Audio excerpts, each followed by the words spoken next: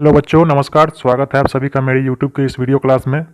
आज हम लोग बिहार बोर्ड के 8वीं कक्षा के विज्ञान विषय को पढ़ेंगे। जो हम लोग 5 अध्याय तक पढ़ चुके हैं, आप मेरे चैनल के विज्ञान वाले प्लेलिस्ट में जाकर पढ़ सकते हैं। आज हम लोग 6ठे अध्याय का अध्ययन करेंगे, जिसका नाम है घर्षण के कारण। तो बच्चों, ये है आपका 6ठा अध्याय, जिसका नाम है घर्षण के कारण। इसको इंग्लिश में कहते हैं कॉज ऑफ फ्रिक्शन। घर्षण को इंग्लिश में कहते हैं फ्रिक्शन। तो इसको आज हम अच्छे से पढ़ेंगे। बच्चों, बेहतर समझ के लिए, अच्छे से आपको यह पाठ समझ में आ जाए, इसके लिए कुछ नियम है, उसका आपको पालन अवश्य करना होगा। जैसे पहला है, वीडियो को अंत तक एक ही बार में देखें। दूसरा है, अपने साथ कॉपी कलम जरूर रखें। तीसरा है, कान में ईयरफोन लगाकर देखें ताकि आपको स्पष्ट आवाज़ सुनाई दे। चौथा है, ऐसे स्थान पर देखें जहां नेटवर्क अच्छा हो और वीडियो क्वालिटी को 720p में करके देखें। तो बच्चों, घर्षण का परिभाषा हम लोग पिछले अध्याय में पढ़ चुके हैं। इस अध्याय में हम लोग घर्षण को अच्छे से समझेंगे, घर्षण के कारण को। ठीक है, तो इसको हम सबसे पहले उदाहरण से समझते हैं, क्योंकि उदाहरण से हमको अच्छे समझ में आ जाता है। चलिए, मान लीजिए आप किसी गेंद को घास के मैदान में जोर से फेंकेंगे, तो वह क्या होगा? वह गतिशील हो जाती है, ठीक, यानी तेजी से भागने लगती है। फिर धीरे धीरे क्या होता है, उस गेंद की गति मंद होने लगती है, वह धीरे धीरे रुकने लगती है, और धीरे धीरे वह क्या हो जाता है, गेंद रुक जाती है। ठीक है, अब ऐसा क्यों होता है कि गेंद जब हम जोर से फेंकते हैं तो लास्ट में जाकर क्यों रुक जाती है? क्योंकि आप पहले पढ़ चुके हैं कि घर्षण जो होता है वो दो सतहों के बीच कार्य करने वाला विरोधी बल है। इसको आप परिभाषा में पढ़ चुके हैं। तो यहाँ गेंद और घास का मैदान जो है, उस दोनों के बीच घर्षण बल कार्य कर रहा है, जिसमें घास का मैदान गेंद पर विरोधी बल यानी घर्षण बल लगा रहा है, जिससे धीरे धीरे गेंद क्या हो जा रहा है, रुक जा रहा है। ठीक, अगला उदाहरण है, इस फोटो में आप देख सकते हैं, आपने खूब साइकिल चलाया होगा। ठीक, जब आप पैडल मारना बंद कर देते हैं तो क्या होता है, धीरे धीरे धीरे धीरे क्या होता है, साइकिल रुक जाती है। अब सोचिए ऐसा क्यों होता है? क्योंकि साइकिल का चक्का, या जो साइकिल का चक्का है और सड़क जो होता है, सड़क, इसके बीच क्या होता है, घर्षण बल कार्य कर रहा है, जिसमें सड़क चक्का पर विरोधी बल यानी घर्षण बल लगा रहा है, जिससे धीरे धीरे क्या हो जा रहा है, साइकिल रुक जा रहा है। ठीक है, तो इन दो उदाहरणों से आपको घर्षण के बारे में अच्छे से समझ में आ गया होगा। अब हम घर्षण का परिभाषा को देखते हैं क्या है। तो दो सतहों के बीच गति के विपरीत दिशा में लगने वाला बल घर्षण बल कहलाता है। ठीक है, इसको आप अपने कॉपी में नोट कर सकते हैं। बच्चों, इस पाठ में जितने भी महत्वपूर्ण तथ्य हैं उन सभी को बारी बारी से हम एक एक करके अच्छे से समझेंगे और अंत में इस पाठ के अभ्यास प्रश्नों को भी हल करेंगे। तो आगे चलिए, इसी में आगे एक प्रश्न है, क्या सभी पृष्ठों एवं सतहों पर समान घर्षण बल लगता है? क्या यह पृष्ठों के चिकनेपन पर निर्भर करता है? तो इसका उत्तर होगा नहीं। सभी प्रकार के पृष्ठों और सतहों पर अलग अलग प्रकार का, मतलब अलग अलग घर्षण बल कार्य करता है। ठीक है, और यह पृष्ठों के चिकनेपन पर निर्भर करता है। कहने का मतलब है कि कोई पृष्ठ, कोई सतह जितना चिकना होगा उतना ही घर्षण बल कम लगेगा, और वो पृष्ठ जितना रुखड़ा होगा, जितना खुरदुरा होगा, उतना ही घर्षण बल अधिक लगेगा। ठीक है, अब जैसे कैरम बोर्ड आप खेलते हैं, कैरम बोर्ड पर जितना ज़्यादा पाउडर छिड़किएगा उतना ही ज़्यादा आपका गोटी क्या होगा, फास्ट भागेगा, तेज भागेगा। ठीक है, या आप साइकिल ही चलाते हैं, आपका जो सड़क है जितना चिकना रहेगा उतना ही साइकिल आपका स्मूथ, मतलब तेज भागेगा, अच्छे से चलेगा। और सड़क जितना कंकरीला होगा, जितना खराब होगा, खुरदुरा होगा, उतना ही साइकिल आपका धीरे धीरे चलेगा। मतलब जितना ज़्यादा चिकना होगा उतना ज़्यादा घर्षण बल कम लगेगा, और जितना ज़्यादा खुरदुरा सतह होगा उतना ही ज़्यादा घर्षण बल लगेगा। अगला टॉपिक है कमानीदार तुला। इसका चित्र देखिए, यही है। ठीक है, कमानीदार तुला है क्या? तो सबसे पहले जान लीजिए कि यह एक युक्ति है जिसके द्वारा किसी वस्तु पर लगने वाले बल को मापा जाता है। ठीक है, अब इसे हम क्या करते हैं, किसी वस्तु के बल को नापते हैं। इसको अक्सर आप देखे होंगे किसी वस्तु का वजन नापते हुए। ठीक है, इसमें उस वस्तु को फंसा दिया जाता है और इसको ऊपर उठाया जाता है और यहाँ जितना रीडिंग उठता है उतना उस वस्तु का क्या होता है, वजन होता है। ठीक है, तो आप पिछले अध्याय में पढ़ चुके हैं कि किसी वस्तु का जो वजन है वह उस वस्तु पर लगने वाले बल के बराबर होता है। ठीक है, तो यह क्या है, यह एक युक्ति है जिसके द्वारा किसी वस्तु पर लगने वाले बल को मापा जाता है। ठीक है, आप समझ गए होंगे कमानीदार तुला क्या है। अब देखिए अगला टॉपिक है घर्षण के प्रकार, मतलब टाइप्स ऑफ फ्रिक्शन। तो घर्षण के दो प्रकार हैं, आपके किताब में दिए हुए हैं। पहला है स्थैतिक घर्षण, इसको इंग्लिश में कहते हैं स्टैटिक फ्रिक्शन। दूसरा है सर्पी घर्षण, इसको इंग्लिश में कहते हैं स्लाइडिंग फ्रिक्शन। ठीक है, अब इस दोनों घर्षण को हम सबसे पहले उदाहरण से अच्छे से समझते हैं। तो आइए इसको हम आसानी से साइकिल का उदाहरण देकर आपको हम समझाते हैं। आप सभी ने साइकिल जरूर चलाया होगा। ठीक है, तो जब आप साइकिल चलाते हैं तो जैसे ही जब साइकिल घर में से निकालते हैं और जब उसको सड़क पर ले जाकर चलाना शुरू करते हैं तो क्या होता है, आपको पैडल जोर से मारना पड़ता है शुरू में। जब आप पैडल जोर से मारते हैं तो साइकिल क्या हो जाता है, धीरे धीरे गति में आ जाता है। ठीक, और फिर जब साइकिल जब आपका तेज हो जाता है, सड़क पर चलने लगता है जोर स्पीड में, तब आप क्या करते हैं, पैडल धीरे धीरे भी मारते हैं तो आपका साइकिल उसी स्पीड से चलते रहता है। ठीक है, मतलब शुरू में आपको क्या करना पड़ता है, ज़्यादा बल लगाना पड़ता है साइकिल को चलाने के लिए। और फिर जब आप साइकिल जब आपका गति में हो जाता है तब आप क्या करते हैं, धीरे धीरे आप अपना पैडल अपना आराम से मारते रहते हैं और साइकिल अपना चलता रहता है। आप सभी ने महसूस जरूर किया होगा इसको। तो शुरुआत में साइकिल को गति में लाने के लिए ज़्यादा जोर से हमको पैडल मारना पड़ता है। तो उस समय जो सड़क के सतह द्वारा घर्षण बल लगता है वह स्थैतिक घर्षण कहलाता है, जिसको इंग्लिश में कहते हैं स्टैटिक फ्रिक्शन। ठीक है, और जब वही साइकिल गति में आ जाती है तो हम क्या करते हैं, आराम से पैडल मारते हैं और साइकिल चलती रहती है। तो उस समय जो सड़क के सतह द्वारा घर्षण बल लगता है वह घर्षण सर्पी घर्षण कहलाता है, जिसको इंग्लिश में कहते हैं स्लाइडिंग फ्रिक्शन। ठीक है, अब आइए इसका हम एक एक करके परिभाषा लिख लेते हैं, आप इसको समझ लीजिए अच्छे से। तो स्थैतिक घर्षण, जिसको इंग्लिश में कहते हैं स्टैटिक फ्रिक्शन, इसका परिभाषा है किसी स्थिर वस्तु को गति में लाने के लिए सतह द्वारा विपरीत दिशा में जिस घर्षण बल का प्रयोग होता है उसे स्थैतिक घर्षण बल कहते हैं। ठीक है, और सर्पी घर्षण का भी परिभाषा लिख लीजिए, जिसको इंग्लिश में कहते हैं स्लाइडिंग फ्रिक्शन। जब वस्तु किसी सतह पर गति आरंभ कर देती है यानी शुरू कर देती है तो उस समय दोनों सतहों के बीच लगने वाला घर्षण बल सर्पी घर्षण कहलाता है। ठीक है, अच्छा एक बात और नोट करने वाला है, इसको आप नोट कर ले। सर्पी घर्षण बल जो होता है वह स्थैतिक घर्षण बल की अपेक्षा हमेशा कम होता है। ठीक है, अब देखिए अगला टॉपिक है घर्षण हानिकारक परंतु अनिवार्य। मतलब घर्षण से हमें हानि भी होती है लेकिन वो हमारे लिए ज़रूरी भी है। तो घर्षण से हमें क्या क्या हानि होती है उसको हम देखते हैं एक बार। तो घर्षण के कारण वस्तुएं घिस जाती है। हम जो कपड़ा पहनते हैं वह भी घर्षण के कारण क्या होता है, घिस कर पुराना हो जाता है, लेकिन बिना कपड़ा के हम रह भी नहीं सकते हैं। ठीक है, हमारे जूते चप्पल जो होते हैं वो घिस कर खराब हो जाते हैं, लेकिन बिना जूते चप्पल के हम चल भी नहीं सकते हैं। ठीक है, अच्छा रास्ता जिस पर अधिक पैदल चलता है लोग चलता है या फिर ज़्यादा गाड़ी आता जाता है वह रास्ता भी घर्षण से क्या हो जाता है, खराब हो जाता है, लेकिन बिना रास्ता के हम लोग आ जा भी नहीं सकते हैं। घर्षण के कारण चाकू का धार जो होता है वो घिस जाता है, चाकू भूत हो जाता है, जिसे काटने में क्या होता है, कठिनाई होती है हम लोग को। ठीक है, और बिना चाकू के हम किसी चीज़ को काट भी नहीं सकते हैं। तो घर्षण जो है वो हानिकारक है लेकिन हमारे लिए ज़रूरी भी है। ठीक है, अच्छा एक और बात है कि घर्षण के कारण मशीनें गर्म भी हो जाती है। ठीक, मशीनें घर्षण के कारण गर्म होकर खराब भी हो जाती है।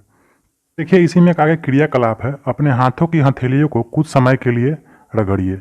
आप क्या अनुभव करते हैं?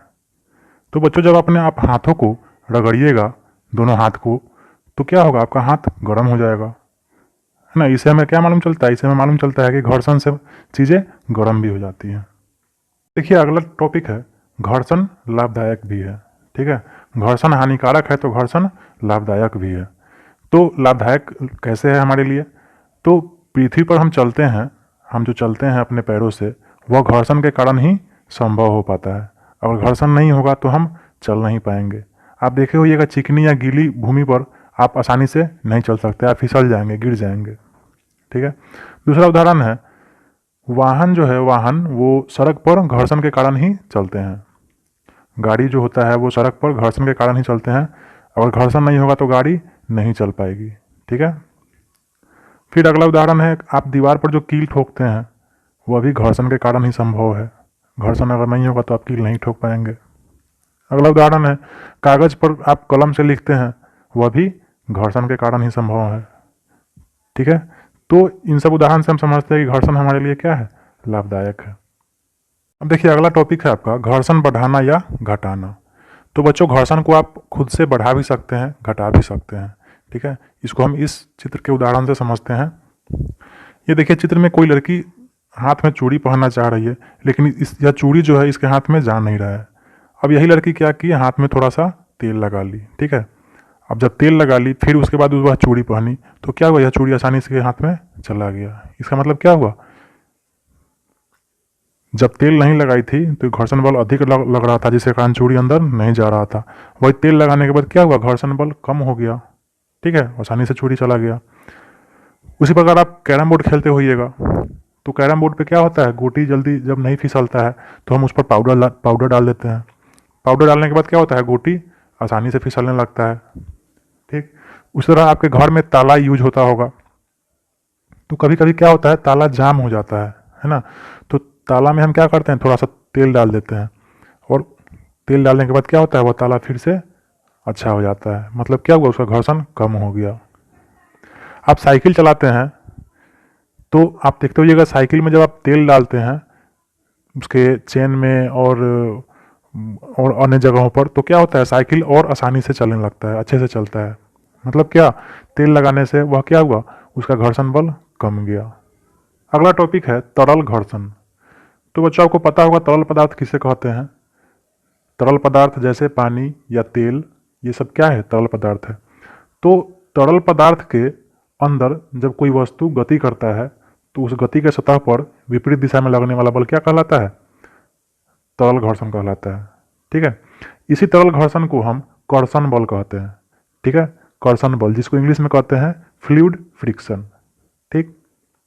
अच्छा, इस कर्षण बल का परिभाषा आपने कॉपी में लिख ले।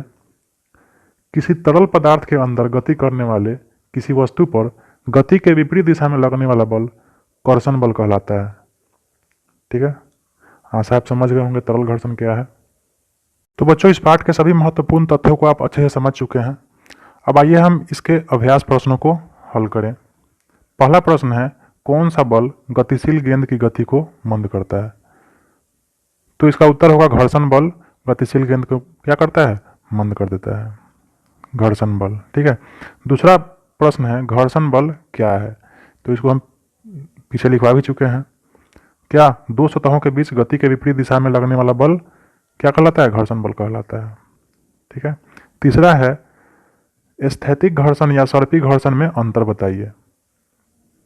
तो आप पढ़ चुके हैं, किसी स्थिर वस्तु को गति में लाने के लिए सतह द्वारा विपरीत दिशा में जिस घर्षण बल का प्रयोग किया जाता है उसे स्थैतिक घर्षण बल कहते हैं। और जब वस्तु किसी सतह पर गति आरंभ कर देती है तो उस समय दोनों सतहों के बीच लगने वाला बल घर्षण बल क्या कहलाता है, सर्पी घर्षण बल कहलाता है। ठीक है, यह स्थैतिक घर्षण बल की अपेक्षा हमेशा कम होता है। ठीक। अगला प्रश्न है 4 नंबर, घर्षण बल की दिशा क्या होती है। तो बच्चों घर्षण बल की दिशा हमेशा गति के विपरीत होती है। ठीक है। अब देखिए अगला प्रश्न है 5 नंबर, जब गेंद को समान वेग से फेंकेंगे तो गेंद क्यों, पहला सवाल है, पक्की समतल सतह पर लंबी दूरी तय करती है। क्योंकि पक्की समतल सतह जो होती है वो चिकनी होती है, जिससे घर्षण बल कम लगता है और गेंद लंबी दूरी तय करती है। ठीक है। अगला प्रश्न है, कच्ची सड़क पर कम दूरी तय करती है, क्यों। क्योंकि कच्ची सड़क मिट्टी की होती है जिस पर घर्षण बल अधिक लगता है, अतः इस पर गेंद कम दूरी तय करती है। ठीक है, इससे कम दूरी तय करती है। अब अगला प्रश्न है, कंकड़ी सड़क पर बहुत कम दूरी तय करती है। जाहिर सी बात है कंकड़ी सतह पर कम दूरी तय करेगी, क्योंकि कंकड़ी सतह काफ़ी खुरदुरा होता है जिस पर घर्षण बल बहुत ही अधिक कार्य करता है, जिससे गेंद बहुत कम दूरी तय कर पाती है। ठीक है।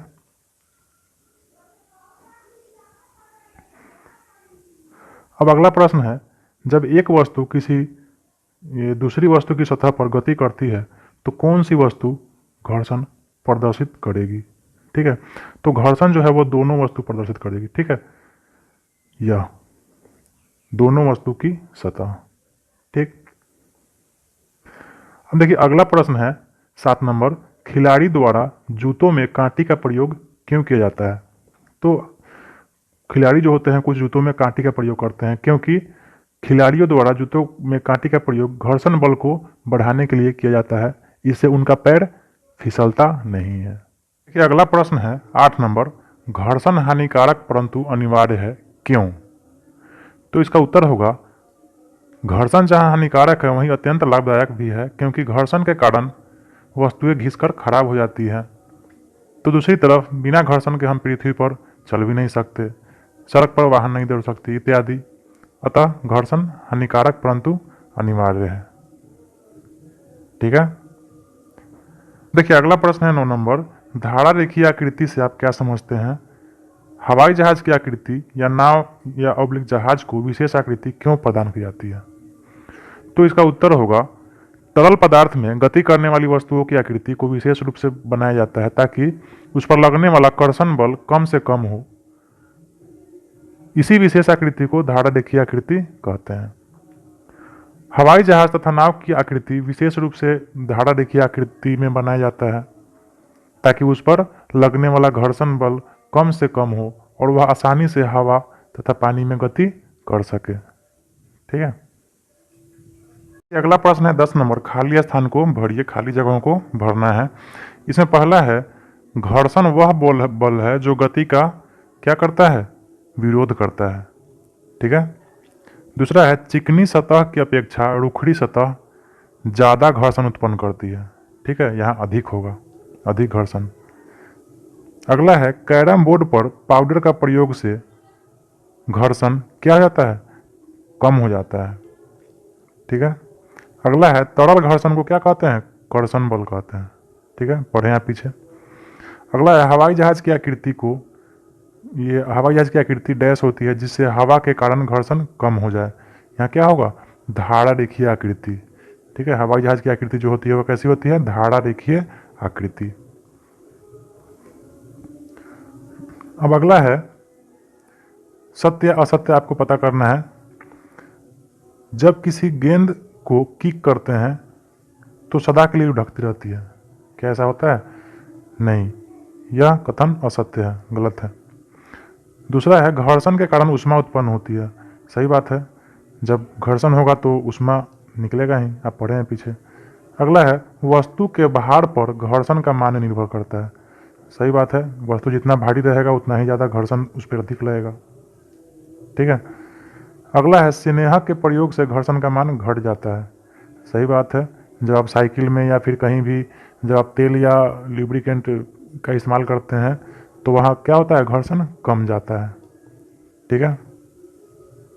तो बच्चों ये था आज का पाठ। आपको ये वीडियो कैसा लगा आप हमें कमेंट करके ज़रूर बताएं, और अगर अच्छा लगा तो हमें सब्सक्राइब ज़रूर करें, लाइक करें, कमेंट करें और अपने दोस्तों को शेयर भी करें। ठीक है, थैंक यू।